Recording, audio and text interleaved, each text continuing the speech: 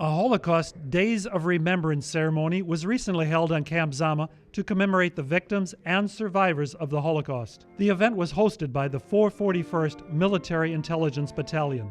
The intent was simple. It's a remembrance. 70 years ago is a long time, and there are many people who are not historians, and they don't understand the significance and the major impacts that this event had on the world, the future of the world. 12 million people, killed during the Holocaust, and this is an opportunity for us not to just remember, but to educate some of the younger crowd on the significance of the Holocaust and the atrocities that were committed during that period.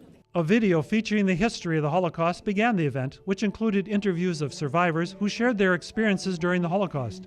The keynote speaker of the event was Chaplain Steven Ballaban from U.S. Naval Air Facility Atsugi, who spoke about his father's experience as a Holocaust survivor.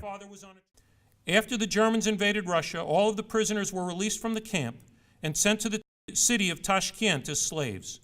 My father was sent to Tashkent, and after a few months, he realized that he would die if he did not escape. He had no coat, no shoes, and no food. By then, most of his hair had fallen out, and he had been a prisoner for almost 3 years. He was 5'8" and weighed 83 pounds. I was so little when I first heard the stories. I didn't really understand. I heard them over and over again as I grew up. And it really wasn't until I was a teenager that I began to understand just how difficult and how dark that time had been for him and for the rest of his family. Most of his family died.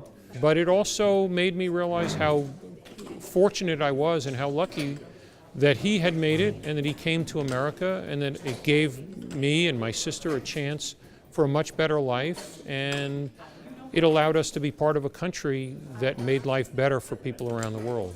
Before the ceremony ended, 6 candles were lit in memory of the victims of the Holocaust, followed by memorial and mourners' prayers performed by Staff Sergeant Marcy Nemzo from U.S. Army Japan Band. Reporting for U.S. Army Garrison Japan Public Affairs, this is Kevin Kreitzarik.